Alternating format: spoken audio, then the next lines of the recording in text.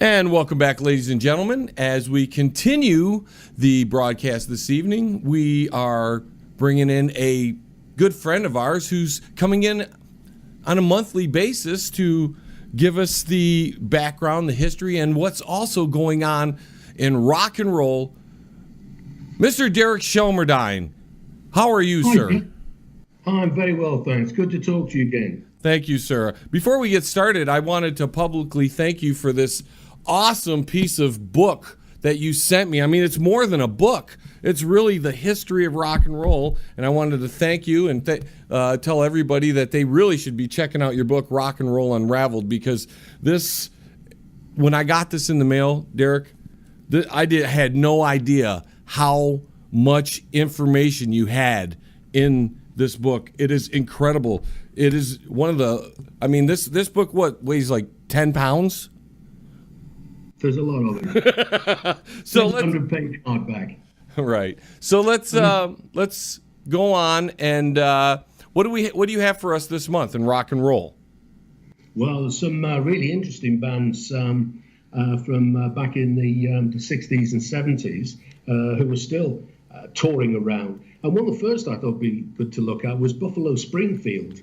I mean, they actually all parted company on the 5th of May, 1968. And they'd only been together about a couple of years, just over a couple of years. But the way they met was quite fun. Neil Young and Bruce Palmer were in Neil Young's car, and Steve Stills and Rich Furry were going the other way, and they recognized each other.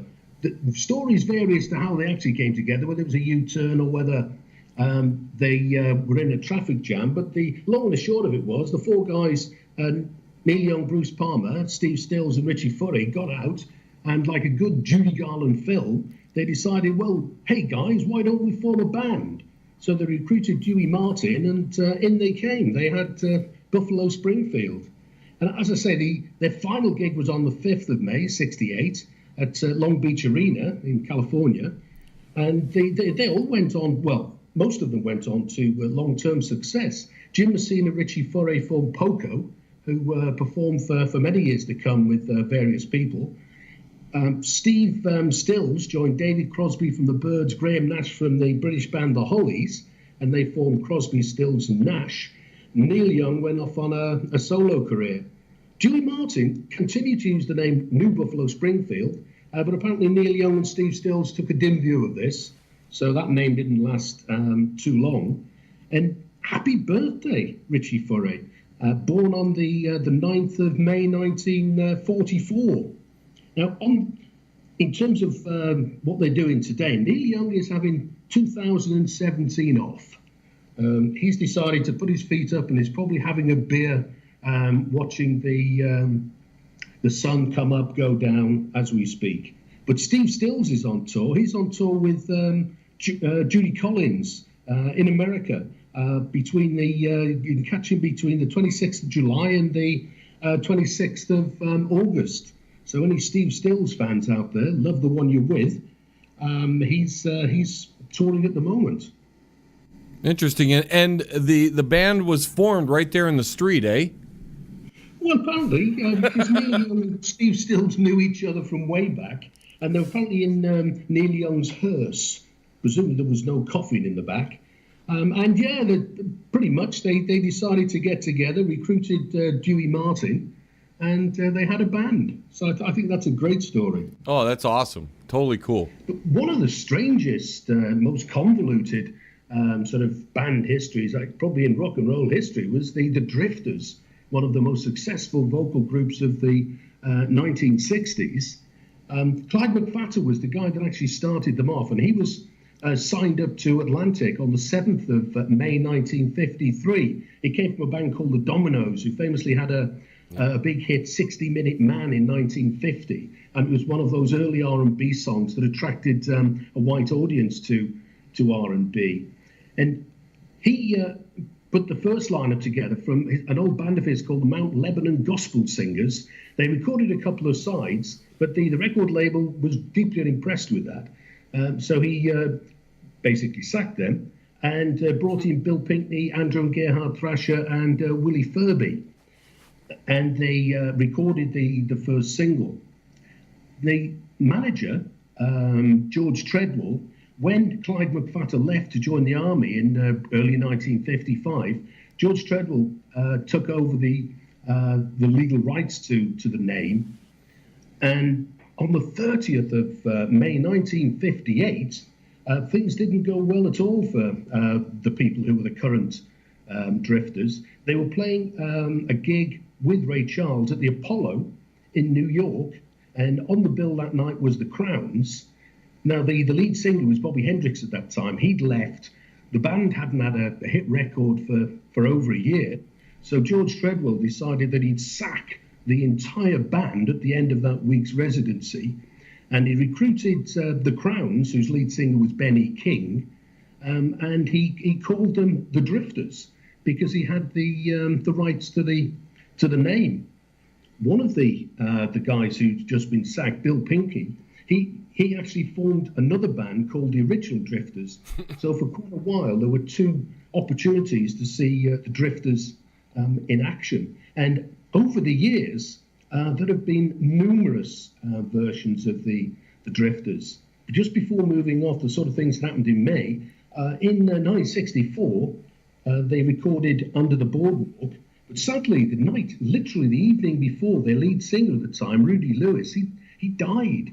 But Johnny Moore, who was another lead singer in the band, because they have had a lot of lead singers, he stepped into the breach and they recorded Under the Boardwalk, which I think is one of my favourite Drifters songs. And all these incarnations of the Drifters, they played all the same music?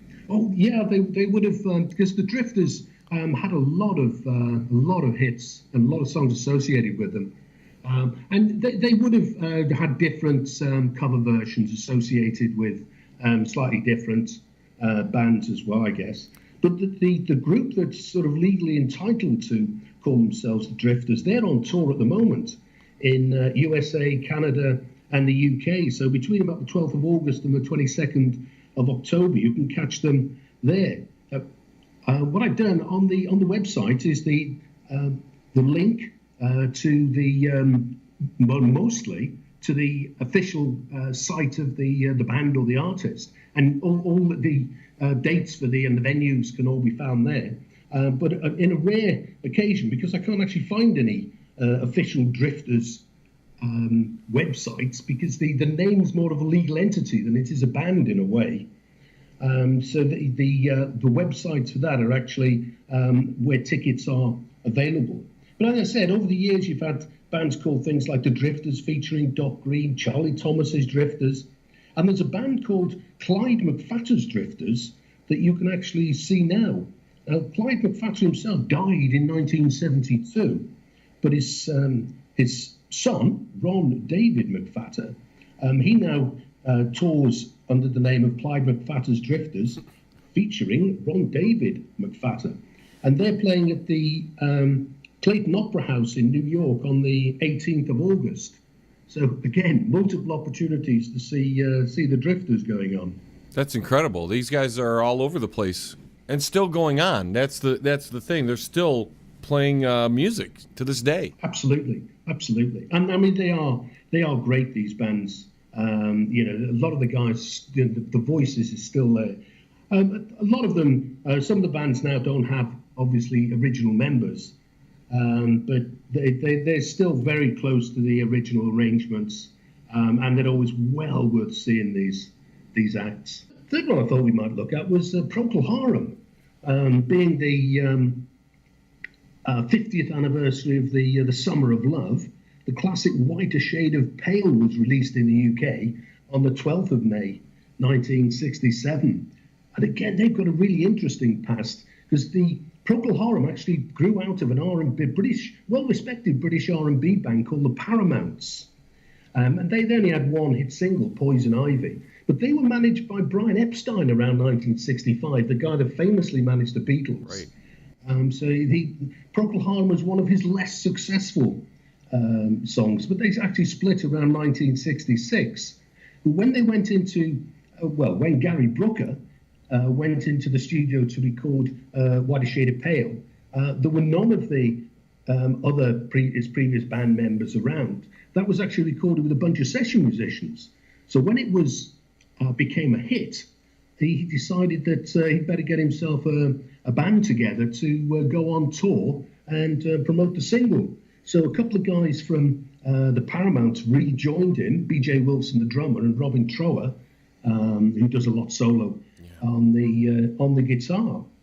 And the guy who was the Hammond organ player on the record, Matthew Fisher, in 2005, he decided to sue Gary Brooker, because Gary Brooker and the lyricist Keith Reid had the writing credits. And he decided to sue him. And over a 4-year period, it sort of toed and froed. And Matthew Fisher won the right to a share of the writing credit, but only from that time, from 2005. And again, happy birthday to Gary Brooker. So if you were born on the 29th of May, you share your birthday with him. He was born in 1945. Procol Harum are on tour at the moment, and between the 8th of June and the 5th of October, you can catch them in the UK, Europe, Scandinavia, and Malta. And Robin Trower, who was the original guitarist, he's on tour in America and Europe between the 1st of June and the 26th of November. So again, lots of great opportunities to catch those guys on the road. Yeah, Robin Trower is a hell of a guitar player. Oh, he's great. He is great. And you said they put the band together after they did work with session musicians. The band itself had actually split up. What had happened is Gary Brooker met the lyricist Keith Reid. They wrote White a Shade of Pale between them. And when they recorded it with Matthew Fisher, who hadn't been at Paramounts, they decided they needed a band to take it on the road because it was doing very well in the charts. I mean, it became one of the anthems of the Summer of Love back in 1967. That was typical of the artists back then. They would have different session musicians, and then they would have to put a band together for the road. Absolutely. I mean, very often the session musicians were better musicians than some of the guys on the road as well, I think. Yeah, that's why you bring them in the studio. You get the really good musicians to play the song because that's the permanent record of the song. That's right. So what else do you have for me this month, Mr. Shelmerdine? Well, we've got Alice Cooper, a local boy. Right around here. He performed at Aquinas High School way, way, way back in the day. Brilliant.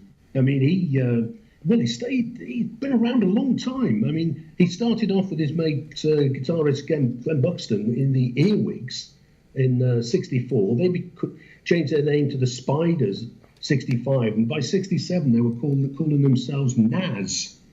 But they came across Todd Rundgren's band, also called Nas, and decided to change their name. And sort of urban legend has it that Alice Cooper was the name was as the result of a Ouija board seance type experience. But on the 19th of May 1969, Alice Cooper, called the band at that stage, released their first single, Reflected and Living. And that was the first single on Frank Zappa's new label, Straight Records. So he was early on, he was on Zappa's label? Yeah, he was the first single and the first album as well. And on Straight. And he's been going as Alice Cooper since then. And what are we, 40 plus years now into this? Oh, absolutely. I mean, the guy has one heck of a stage show, and he keeps changing the sort of genre of the stuff he's doing. Now, he's on a very extensive tour for the rest of this year, basically. And he covers the USA, Europe, Scandinavia, Canada, Brazil, Australia, New Zealand, Ireland, and the UK. So just about anywhere you live, there's almost a really good opportunity to catch him, because he's probably got one of the most visual stage shows of anybody around. And out of all the artists you've mentioned this evening, Alice Cooper has not stopped. He continues to put out new music and has through the 80s, through the 90s, through the early 2000s. He's still going at full speed. Absolutely. And I believe he owns a restaurant as well. Yeah, he's very active. He was doing a radio show for a while. I don't know if he's still doing that, but yeah, he's one of the most active artists out there. He is, and as you say, he's just never stopped. Yeah, and he keeps changing as well. But the whole sort of theatrical experience of his shows is really something to behold. I know he went through that like punk stage through the like late 70s, and then he went into the glam rock into the 80s, and it was probably like 10 years ago or a little less. He actually had Slash from Guns N' Roses, and he worked with him on a mini EP. Right. He's pretty awesome. The guy is so versatile. I'm glad we have some good artists out of the Motown here after the Motown died off. You know, there was still some artists that still had popularity and recognition and was quality music. Oh, absolutely. Absolutely. Well, Derek, we're up against that break. Why don't you give everybody a rundown on your website and anything else you want to get out before we head out of here? Okay, that's great. Yeah, there's a lot of this sort of information and more. Well, everything we've talked about today on the website, and that's www.rock'n'rollunravelled.com. And very active on the Twitter, which is RNR Unravelled, and Facebook as well, and that's at Rock'n'Roll Unravelled. There's lots of information about various bands, lots of great information about the book. Tells the story of rock and roll from its roots through to mid-70s punk. And I'd love you to make contact with me through the website. Be brilliant. Well, you're going to be back again next month with more information about who's still rocking and rolling and some of that history, correct? Absolutely. I'm looking forward to it already. All right, my good friend. Thank you so much for joining us again. That's Derek Shelmerdine of Rock